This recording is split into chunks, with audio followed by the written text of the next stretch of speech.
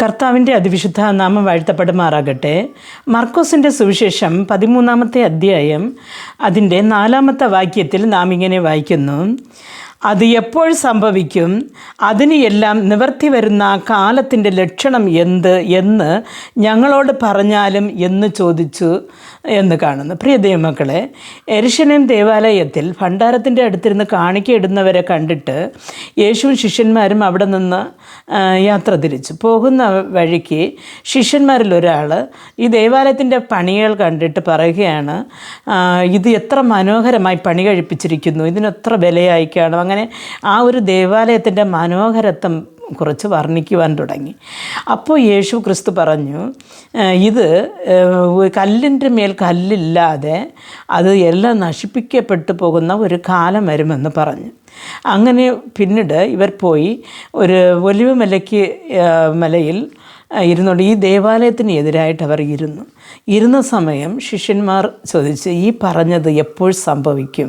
അതിൻ്റെ ലക്ഷണങ്ങൾ എന്ന് ഞങ്ങൾക്ക് പറഞ്ഞു തരണം എന്ന് ചോദിച്ചു. അപ്പോൾ യേശു ആ ഒരു അന്ത്യകാലത്തെക്കുറിച്ച് പറയുവാൻ തുടങ്ങി. അപ്പോൾ പറയാൻ തുടങ്ങിയപ്പോൾ പറഞ്ഞതാണ് ഇങ്ങനെ 5-ാമത്തെ 6-ാമത്തെ വാക്യത്തിൽ പറയുമ്പോൾ യേശു അവരോട് പറഞ്ഞു തുടങ്ങിയത്, ആരും നിങ്ങളെ തെറ്റിക്കാതിരിപ്പാൻ സൂക്ഷിച്ചു കൊള്ളുവിൻ. ഞാനാകുന്നു എന്ന് പറഞ്ഞുകൊണ്ട് അനേകർ എൻ്റെ പേരെടുത്ത് വന്ന് പലരെയും തെറ്റിക്കും എന്ന് പറഞ്ഞു. പ്രിയ ദൈവമക്കളെ, ആരംഭത്തിൽ അതാണ് നടക്കുന്നത്, തെറ്റിക്കുക എന്നുള്ളത്. പലവിധമായി ബൈബിളിലില്ലാത്ത കാര്യങ്ങൾ പറയുകയും അതിൽ യേശു എന്ന പേരെടുത്തെന്ന് പറഞ്ഞാൽ ഞാൻ ദൈവമാകുന്നു എന്ന് നമുക്കറിയാം. ഇന്ന് നാം ന്യൂസിൽ കൂടെയൊക്കെ നോക്കുന്നുണ്ട്, പല ആൾ ദൈവങ്ങളും അവിടെയായിട്ട് എഴിക്കാറുണ്ട്. അതേപോലെ തന്നെ യേശുവിൻ്റെ പേർ പറഞ്ഞ് എന്ന് പറഞ്ഞാൽ വെളിച്ചപ്പാടനായിരിക്കും, അല്ലെങ്കിൽ വേറൊരു പൈശാചി ശക്തിയായിരിക്കും അവരിൽ പ്രവർത്തിക്കുന്നത്. പക്ഷെ അവർ വെളിയിൽ പറയുന്നത് യേശുവിൻ്റെ പേരായിരിക്കാം.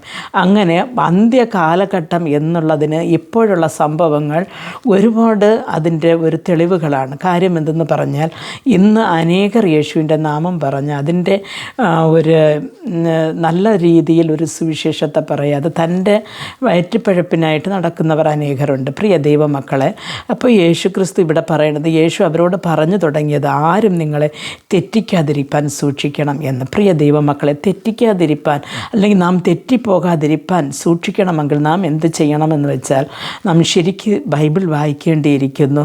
ബൈബിൾ വായിച്ച് അതിൻവണ്ണം നടന്ന് നാം അതിൽ എന്തൊക്കെ പറഞ്ഞിരിക്കുന്നു ആ കൽപ്പനകളൊക്കെ അനുസരിച്ച് നാം മുമ്പോട്ട് പോകുകയാണെങ്കിൽ നിർബന്ധമായിട്ടും നമുക്ക് ദൈവസന്നിധിയിൽ എത്താം.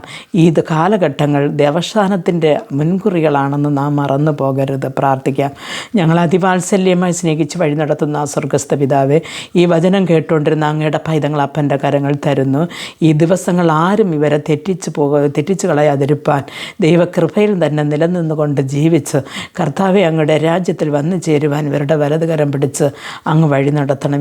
ഇവരോടൊരിക്കുന്നവരും കർത്താവെ അന്ത്യകാലഘട്ടത്തിൽ കർത്താവെ തെറ്റിപ്പോകാനിടയാകരുത് എന്ന് പ്രാർത്ഥിക്കുന്നു. എല്ലാം നന്മയ്ക്കായി നടത്തുവാൻ കഴിവുള്ള യേശു ക്രിസ്തുവിൻ്റെ നാമത്തിൽ പ്രാർത്ഥിക്കുമ്പോൾ പ്രാർത്ഥന കൃപയോട് കേട്ട് മറുപടി നൽകി തരണം നല്ല പിതാവേ. ആമേൻ.